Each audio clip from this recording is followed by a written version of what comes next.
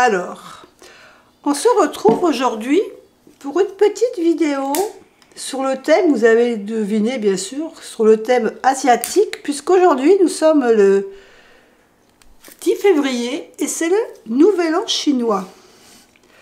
Donc, on va mettre notre petite japonaise à contribution.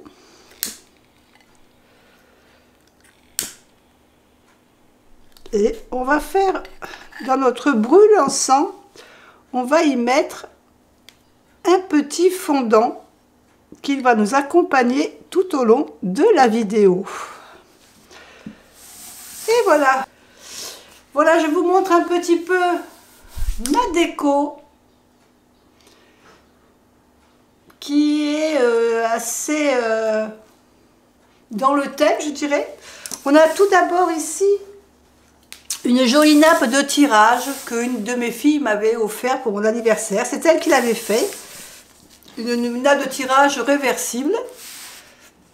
Et là, je vous ai mis le côté rouge, puisqu'on est dans le côté aujourd'hui de l'année du dragon, l'année un peu dragon de bois, mais la couleur assez vive, hein, assez rouge pour ce dragon.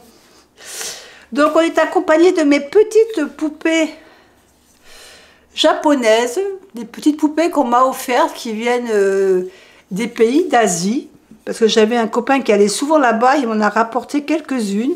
Il m'avait rapporté aussi ces deux petites poupées vietnamiennes, donc j'ai mis aussi. Et ici on a une boule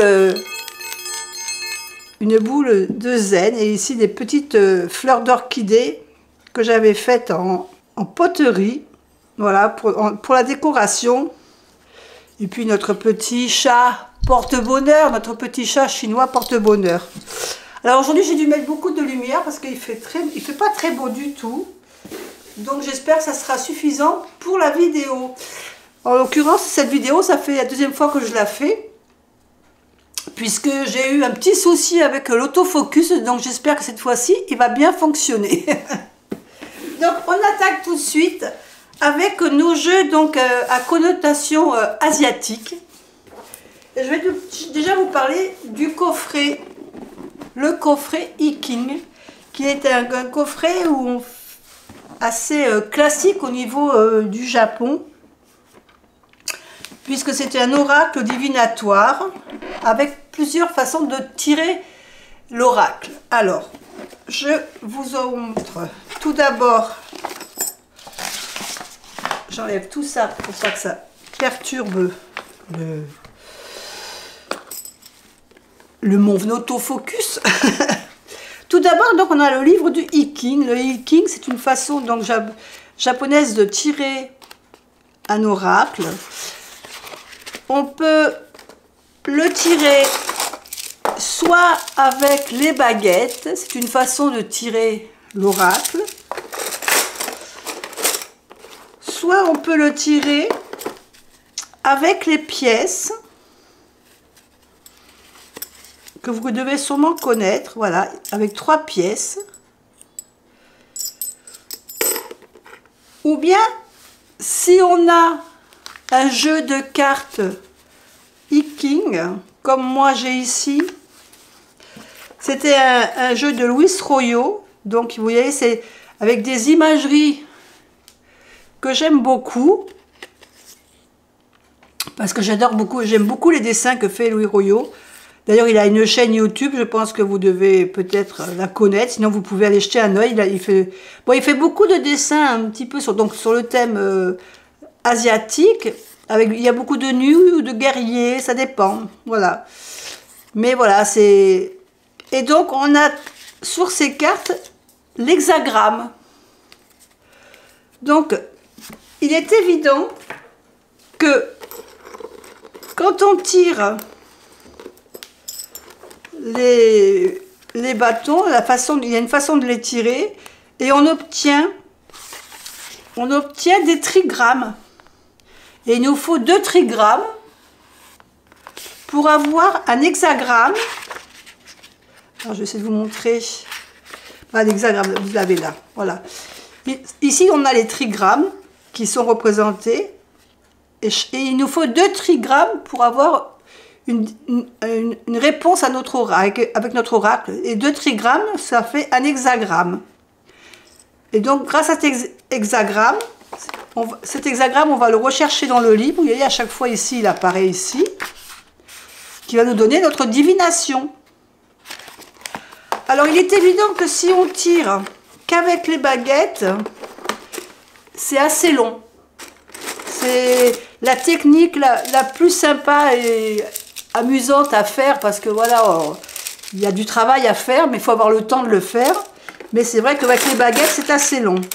On a le tirage avec les pièces qui est un peu plus court, mais qui demande aussi du temps. Et donc, il est évident que le plus rapide, si vous avez un jeu Hiking, c'est avec les cartes. Parce que là, vous avez tout de suite l'hexagramme qui est déjà fait, alors qu'avec les pièces et les bâtons, il faut que vous les fassiez, les hexagrammes. Donc, ça demande un peu plus de temps. Mais voilà, c'est une façon divinatoire de tirer l'oracle. Et je reconnais que c'est assez sympa. Moi, j'aime bien, mais voilà, comme je vous disais, il faut avoir du temps. Donc, le jeu de Louis Royot, je l'avais acheté, je crois que c'est un des premiers jeux que j'avais acheté, asiatique. Et après, j'avais acheté le Hiking pour compléter, justement, pour avoir un livre. Parce que là, j'avais pas de livre, j'avais qu'un petit livret. Et donc, c'était pas évident pour connaître exactement la symbolique de tout. Avec ça, là, j'ai vraiment un jeu complet. Mais bon, voilà, comme je vous dis, il faut avoir du temps. Mais ça peut être sympa à faire quand on aime bien un peu jouer dans la réflexion. Parce qu'il faut là, il y a de la réflexion, évidemment. Ensuite, je vais vous parler du deuxième oracle que j'ai acheté il y a déjà un petit moment. C'est l'oracle du chemin pavé d'or. Alors, je pense qu'il y en a beaucoup qui doivent le connaître parce que c'est un oracle qui date, je crois, de 2012. Donc, il n'est pas récent. Avec un petit livret en noir et blanc. C'est un jeu de Tony Carmine Salerno. Donc, il a fait beaucoup d'oracles. Et illustration de... Alors, j'espère, je sais que je vais l'écorcher son nom, mais c'est Yu Tang. Bon, j'espère qu'elle me pardonnera la personne parce que je n'ai pas de prononciation. Au niveau des cartes, alors vous voyez qu'on a un coffret qui était aux éditions Contredire. Et c'est plutôt un oracle qui va nous aider dans notre cheminement personnel. Voilà, il va c'est plus un oracle introspectif plutôt qu'un oracle divinatoire. Mais bon, il y en a qui s'en servent quand même, voilà, en tirant une carte pour avoir une énergie spécifique. Le dos est superbe. Alors tous les jeux que je vais vous présenter dans cette vidéo, vous pouvez les retrouver sur ma chaîne en présentation, hein, en review. Donc il faudra que vous recherchiez si vous voulez en savoir plus de cartes, avoir plus de cartes. Moi j'aime beaucoup le dos de ce jeu. Je le trouve très beau. Les tranches sont dorées. Alors le doré évidemment avec le temps, parce que ce oracle il a quand même 12 ans. Donc il a un peu fatigué au niveau des dorures. Mais bon, c'est pas, voilà, c'est pas catastrophique. Et alors les cartes... J'aime beaucoup les cartes. J'adore celle-là de la Terre. Là, ici, on a l'ange. Écoutez votre cœur. La déesse de l'unité. La coopération. Vous voyez, il y a des cartes où on peut quand même tirer avec en intuitif. La mascarade. Un mal pour un bien. La montagne de jade. Une remise en question. Voilà, oui, c'est vrai ça, mais bon. Moi j'aime beaucoup ce jeu. C'est pas un jeu où je vais tirer plusieurs cartes. C'est un jeu où je vais tirer une carte pour avoir voilà, une énergie, une carte conseil, disons. Voilà, donc ça c'était l'oracle du chemin pavé d'or. Ensuite, j'ai l'oracle du Tao. Alors, j'avais acheté l'oracle du Tao, mais il y a un tout petit livret, donc je m'étais procuré carrément le livre, parce qu'il est nettement plus complet. Après, il est en noir et blanc, mais bon, si on veut approfondir le sens des cartes, c'était intéressant de l'avoir. Ensuite, on peut avoir que le jeu. Alors là, on est dans un oracle évidemment divinatoire. Et vous remarquerez aussi qu'on a les trigrammes et les hexagrammes qui apparaissent sur les cartes. Ici, on a un petit récapitulatif. Alors, on a le petit livret à l'intérieur, bon, qui est succinct, hein, mais bon, quand on débute, ben, ça peut suffire. Après, vous pouvez ne pas acheter le livre, c'est pas une obligation. Et alors, les cartes, sur chaque carte, on a la représentation, on a le numéro avec le mot-clé, et puis on a les trigrammes et les hexagrammes, avec des mots, des tas de petits mots-clés dessous. Et voilà, il y a des images. Alors, il y a des images qui sont un peu, je dirais, classiques. Mais voilà, ici, on a une image un peu plus récente, disons. On a un peu de tout au niveau de la représentation dans les images. Et j'aime bien, voilà, c'est un oracle que j'aime bien. Après, c'est vrai que c'est des oracles, j'aime beaucoup, c'est là l'approche avec toutes ces fleurs de cerisier derrière, je trouve ça très joli.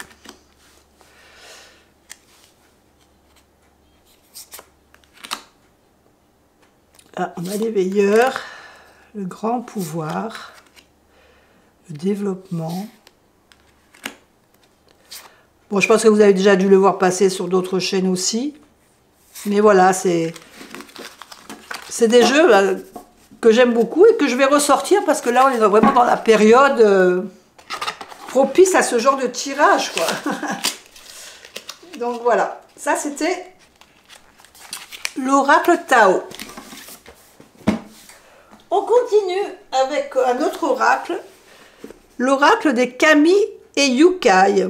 Ça, on est à la rencontre plutôt des divinités et des esprits du Japon.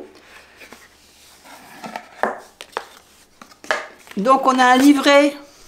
Alors ça c'est moi qui avais mis. C'est un copain qui avait été en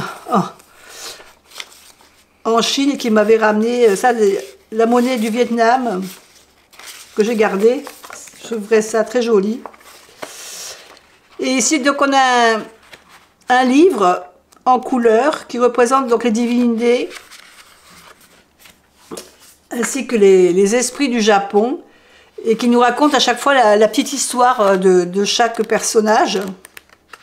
Donc c'est vraiment ça, c'est un oracle qu'on peut tirer. Alors où on tire qu'une carte et puis on lit à chaque fois le petit résumé. Moi, vous avez vu qu'à chaque fois j'ai fait la lecture de tout et j'ai mis quand même un petit mot clé. Parce que ça m'évite à chaque fois de relire l'histoire. Et puis le fait de lire des fois le mot-clé, ça me rappelle l'histoire. Donc voilà. On a une boîte. Hop, on a un petit pochon dedans. Et on a des cartes qui sont magnifiques au niveau du dos. J'adore le dos. Je trouve très joli le dos. Avec ses carpes koi là et ce cerisier. Alors elles sont grandes, elles sont aussi grandes qu'un tarot, même peut-être un petit peu plus grandes qu'un tarot, mais moins larges. Et donc voilà, toutes les représentations.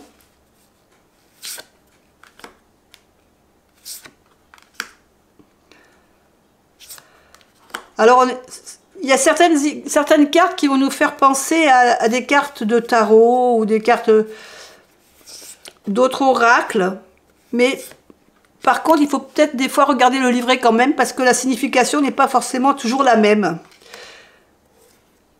Là, le dragon qui est à l'honneur cette année dans le Nouvel An. Et ici, là, le dragon Ryu, ça parle de transformation, de métamorphose, et qu'il faut être patient. La transformation va se faire, mais ça va prendre du temps.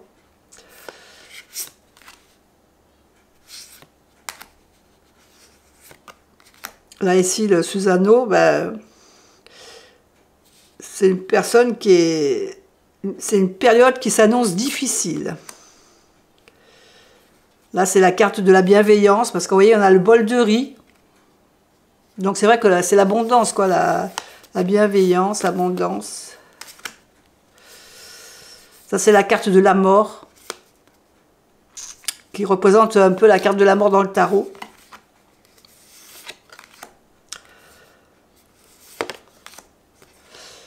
Voilà. Nos divinités. Allez, on le remet dans son petit pochon.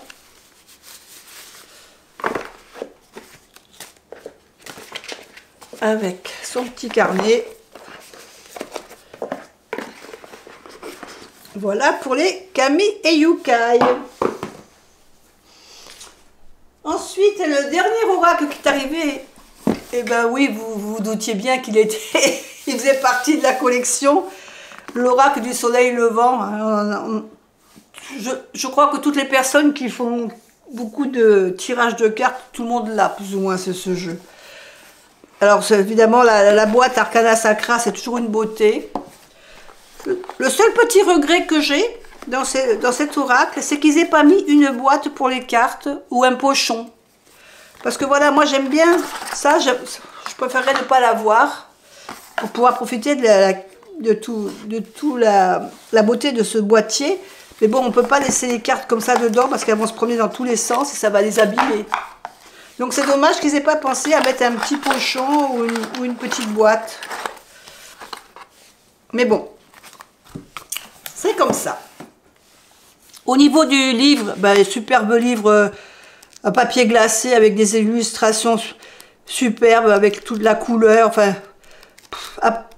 il n'y a vraiment rien à dire au niveau du livre. Et puis on a des histoires qui nous racontent certaines, voilà, des petites histoires qui sont intéressantes à lire. Au niveau des cartes, évidemment, un dos trop beau. Moi j'adore le dos, avec ses grues et ce petit bonsaï. Là, je trouve que elles sont très jolies. Et puis les cartes, et bon bah écoutez, les cartes, voilà, je pense que tout le monde les a vues parce que tout le monde a fait une vidéo. Moi par contre, je crois que celle-là, je n'ai pas fait de review parce qu'il y en a tellement déjà sur d'autres chaînes que...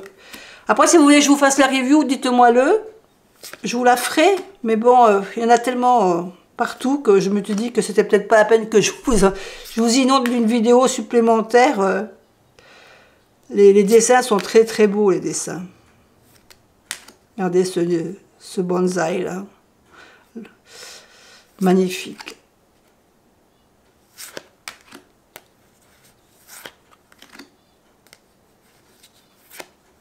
Le tori, j'aime beaucoup dessiner ça.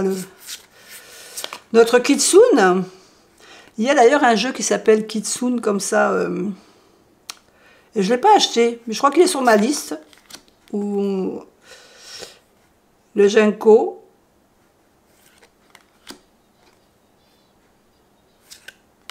Voilà, ça c'était le dernier oracle qui est arrivé chez moi.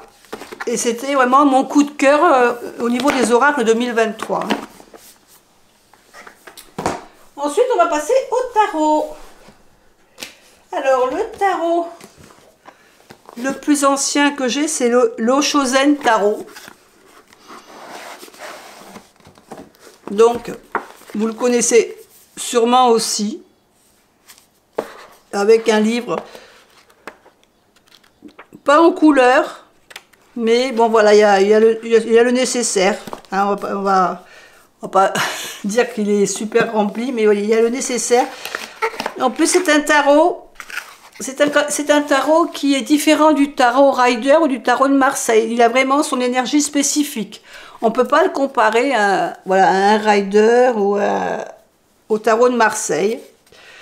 Au niveau de son dos, bah, l'avantage d'être original par rapport à certains. Ce sont des petites cartes quand même, voilà, des cartes un peu style format poker. Et j'aime bien l'imagerie et j'aime bien voilà, les mots. Il y a un mot-clé. Alors il y a aussi des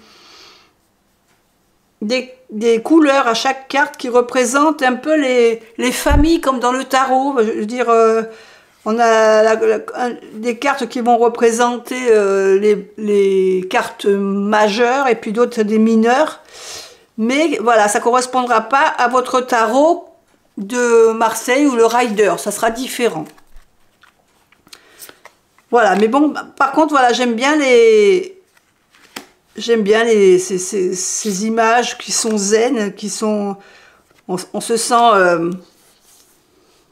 il y a des images, bon, celle-là, en l'occurrence, elle nous rend pas zen, mais je trouve que, voilà, on a des images différentes qu'on ne trouvera pas forcément dans d'autres jeux, parce que c'est quand même spécifique à leur façon d'être. Vous voyez le fardeau qu'on retrouve sur le 10 de bâton. L'intensité, moi je la comparerais au 8 de bâton, hein, à l'énergie. Les amoureux. Donc ici les amoureux sont quand même en 6, hein, comme dans le Rider. Donc les couleurs violettes représentent les majeurs. La 13, on a la transformation, donc, qui représente la mort, hein, le changement, la transformation. On a ici notre fou. Voilà d'autres cartes. Là, ça représente Osho. C'est représenté dans les cartes, évidemment. Voilà, et toutes les autres cartes. Le mental, là c'est vraiment le mental perturbé par contre. Hein. Le partage. Là ici on a le rebelle en 4. Alors que chez nous le 4 c'est l'empereur. En 16 on a la foudre. Donc la tour. Donc là c'est en à peu près l'équivalent. Voilà. Donc voilà, l'Osho Zen, donc c'est un tarot que j'aime bien, mais qui est différent de, voilà, avec des cartes similaires, quelques cartes similaires au Rider, mais pas toutes. On continue. L'Ancestral Pas de Tarot. Alors, celui-ci, il n'est pas que asiatique, mais je vous le présente quand même dans cette vidéo parce que il y a une série, il y a la série des épées, qui est asiatique. Donc, voilà, je l'ai mis dans le package pour vous le montrer. Après, ce sont des grandes cartes. Vous voyez, c'est vraiment des cartes grand format style oracle. Donc, on a les cartes ici. Je voudrais quand même vous montrer surtout les cartes des épées, puisque c'est celle. J'aurais pu d'ailleurs le trier avant, j'ai pas pensé. Je vais vous enlever déjà les cartes majeures. Voilà. Ça, c'est les majeures. On a les coupes. Alors voilà, ici, on a les épées. Par exemple, le 10 d'épée, on voit une sorte de ninja. On a la princesse d'épée ici. Donc, vous voyez que c'est vraiment au typique Japon. Après, on a d'autres... là, ici, on va avoir plutôt dans le style Moyen-Âge, au niveau des coupes. Là, on retombe dans les épées, donc le 6 d'épée, avec cet homme agenouillé. Ici, on a le prince d'épée. Après, dans les deniers, on a plus ce qui correspond à l'Égypte. Là, on retombe dans les épées, avec cette genre de geisha. Le 9 d'épée.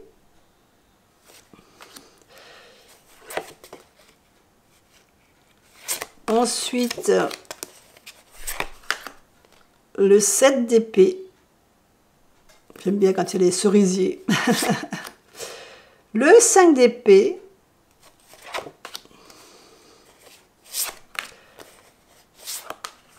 Ici, on a le 3 d'épée avec ce cavalier. Mais qui représente le 3 d'épée, pas le cavalier.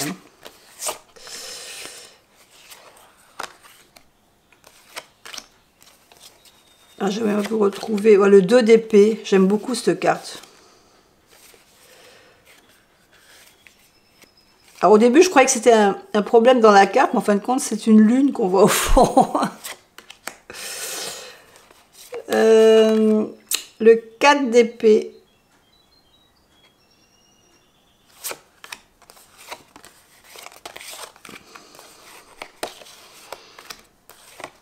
Et puis, je vais bien vous retrouver. Il en reste une que j'ai pas vue là.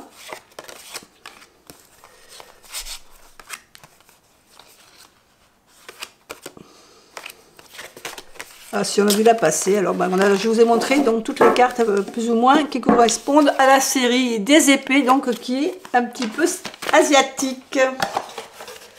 Et puis on arrive sur le dernier tarot qui a rejoint ma collection.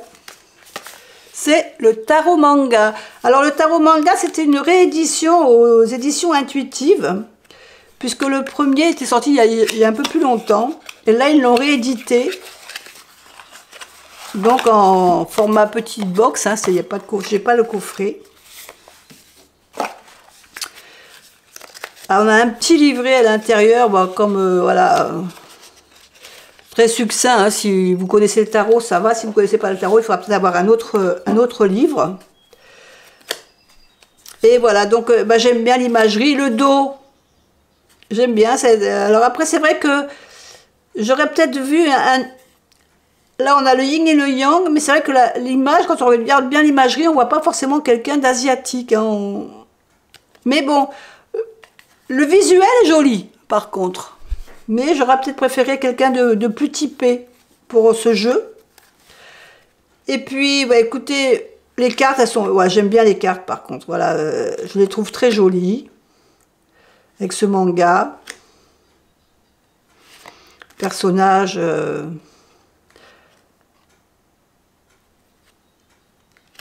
Après ça, je pense que vous, c'est pareil, vous avez déjà dû le voir sur d'autres chaînes. Les as sont très beaux. Avec les guerres, on a les guerriers, le 7 de bâton. Notre as de bâton, qui est très joli aussi. L'as d'épée.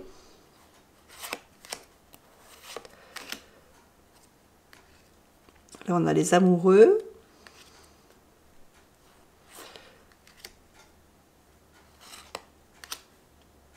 Il y a vraiment de belles représentations dans ce jeu. Je trouve que c'est le monde.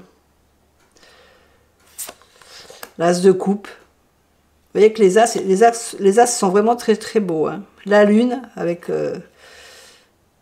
cette ours, avec les cygnes.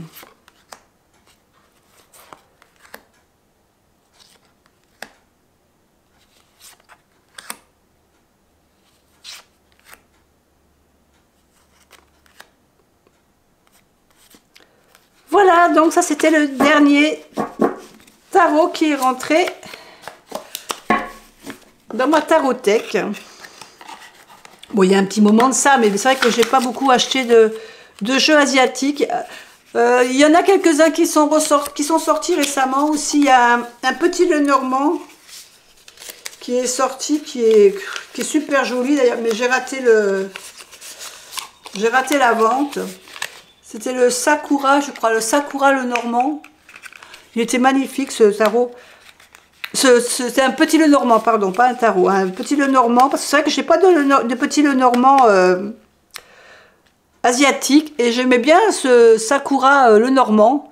Bon, par contre, il était voilà, en précommande, j'ai raté la précommande, mais bon, de toute manière, il était un petit peu cher pour moi en cette période-là. Donc, j'aurais peut-être pas pu l'acheter tout de suite. Et comme je crois qu'après, il n'y aura pas de réédition, bah tant pis pour moi. Donc, ben voilà, je vous ai tout présenté. On a tout vu. Moi, je vous souhaite donc de passer un bon nouvel an chinois sous le signe du dragon de bois. Et je vous dis à bientôt pour une autre vidéo. Bye bye.